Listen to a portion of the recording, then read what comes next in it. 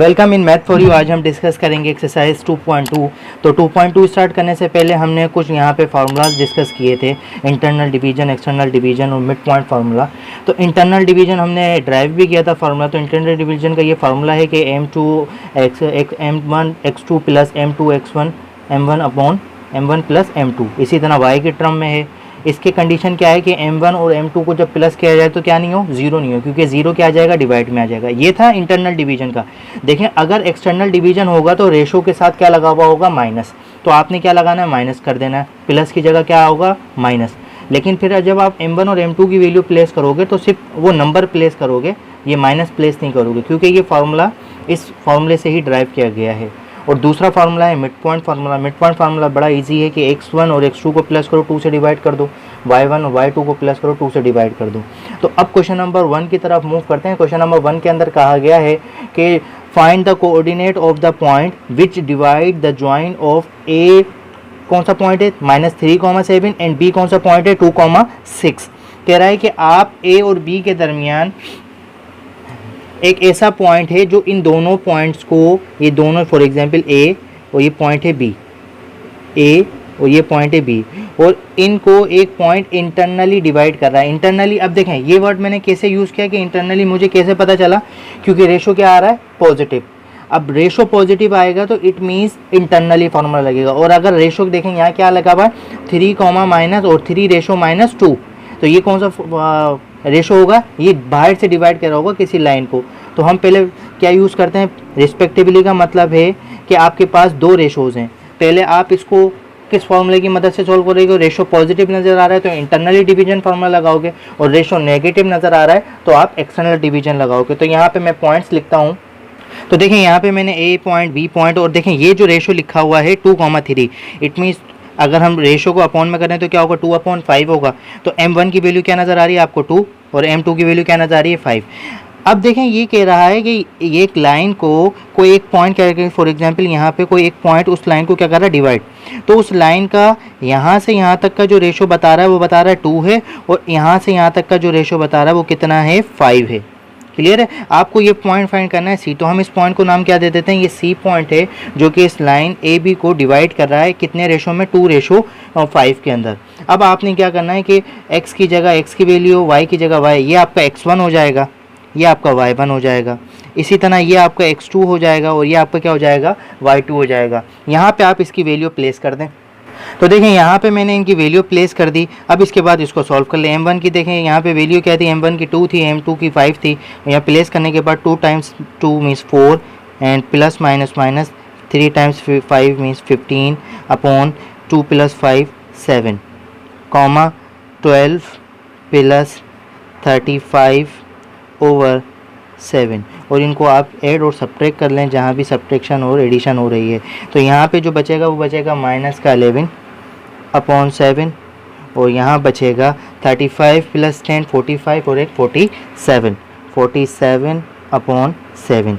तो ये आपका वो पॉइंट निकल गया जो इस लाइन को कितने रेशो में कट कर रहा है, 2:5 के अंदर। अब देखें आपके पास दूसरा सवाल भी इसी के अंदर है कि अब आपने रेशो क्या यूज़ करना है, 3:2। तो ये आपके पास किसकी वैल्यू हो गई, m1 की वैल्यू हो गई, और ये वाली वैल्यू किसकी हो गई, m2 की। देखें माइनस वाले को माइनस नहीं लीजिएगा, क्योंकि आप कौन सा फार्मूला लगाएंगे, इंटरनल डिवीजन का। इंटरनल डिवीजन के अंदर ऑलरेडी माइनस होता है। क्लियर है।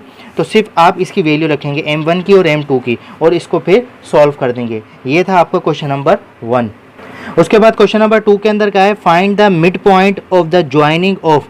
अब देखिए मिड पॉइंट फाइंड करना है। मिड पॉइंट किस तरह फाइंड होगा, जैसे कि फॉर एग्जांपल ये पॉइंट है 3,0, इस पॉइंट को नाम दे दो a, और ये पॉइंट है आपका b 5,0, इसको नाम दे दो b। अब इन दोनों पॉइंट के दरमियान एक ऐसा पॉइंट होगा जो इस लाइन को बिल्कुल मिड से डिवाइड कर रहा होगा, यानी वो क्या कहलाएगा, मिड पॉइंट। तो हम क्या निकालेंगे, मिड पॉइंट का फार्मूला अभी हमने यहाँ पे देखा हुआ है। मिड पॉइंट फार्मूला ये आपका x1 हो जाएगा, ये आपका y1 हो जाएगा, ये आपका x2 हो जाएगा, और ये आपका y2 हो जाएगा। तो आप यहाँ पे मिड पॉइंट फार्मूला लगा दें। तो यहाँ देखें मैंने मिड पॉइंट फार्मूला लिखा। Mid point formula, mid point of line segment AB का हमें मिड पॉइंट निकालना है। मिड पॉइंट का फार्मूला क्या है, x1 + x2/2, y1 + y2/2। तो आपने x1 की वैल्यू मार्क की 3, x2 की वैल्यू क्या थी 5, 3 + 5 कितना हो गया 8, 8 को अगर 2 से डिवाइड करेंगे तो आंसर क्या आएगा 4। इसी तरह y1 और प्लस y2 को करेंगे 0 प्लस 0 इट मीन 0, तो ये पूरी टर्म क्या हो जाएगी 0। तो ये आपका मिड पॉइंट निकल गया। और इसके बाद भी इसके जो सेकंड पार्ट है, थर्ड पार्ट है, फोर्थ पार्ट है, ये आप लोगों का होमवर्क है क्योंकि इसके अंदर सिर्फ मिड पॉइंट निकालना है। अच्छा, क्वेश्चन नंबर 3 के अंदर देखें क्या कहा गया है, same as it is question number 1 की तरह है। क्वेश्चन नंबर 1 के अंदर कहा गया था कि भाई इनका पॉइंट निकालें जो इस ए बी को डिवाइड कर रहा है किस रेशो में, 2:5 में। अब इसने कहा है find the coordinate of the point, वही आपको पॉइंट फाइंड करना है विच डिवाइड द ज्वाइन ऑफ ये दोनों पॉइंट है लाइन सेगमेंट के, इंटरनली भी और एक्सटर्नली भी।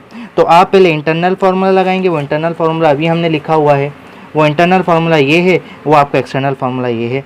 ये आपका x1 बन जाएगा, ये आपका y1 बन जाएगा, ये आपका x2 हो जाएगा, ये आपका y2 हो जाएगा।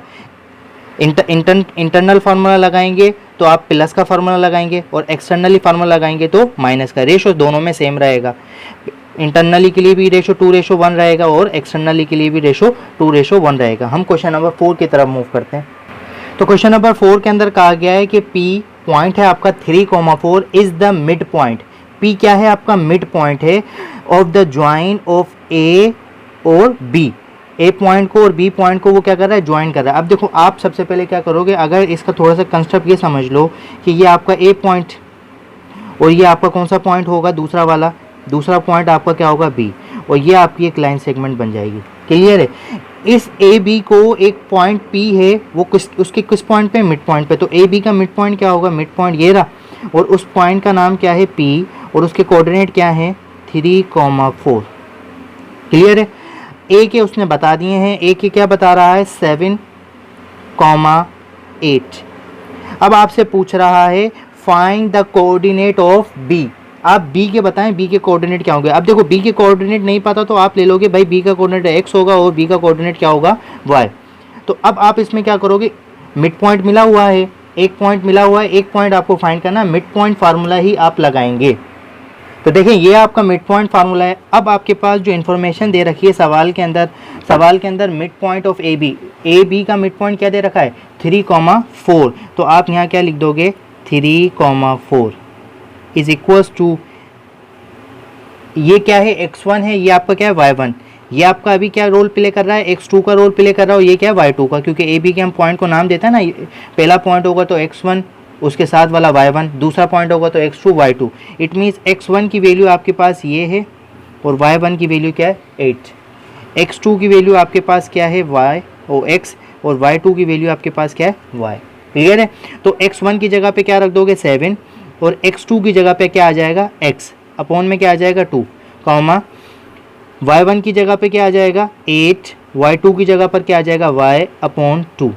तो ये आपकी एक कंडीशन बन गई जिसके अंदर ये भी एक पॉइंट है और दूसरा भी एक पॉइंट है।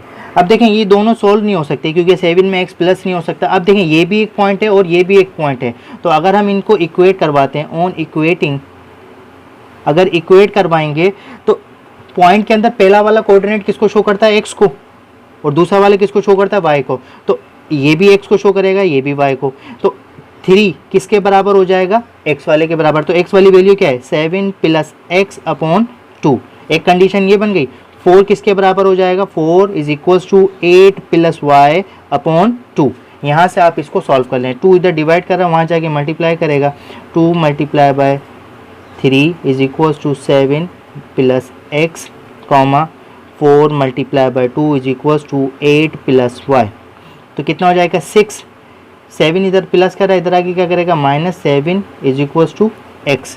इसी तरह यहाँ पे 4 times 8 minus 8 is equals to y।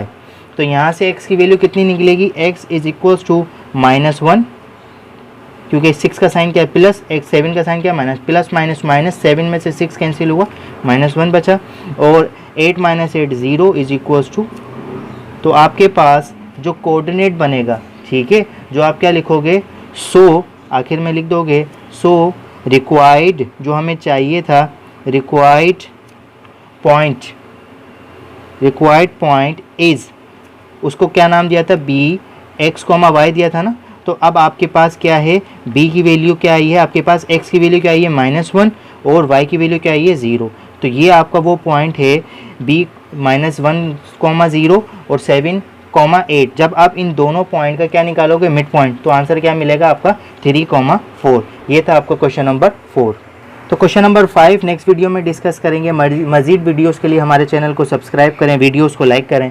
Thank you.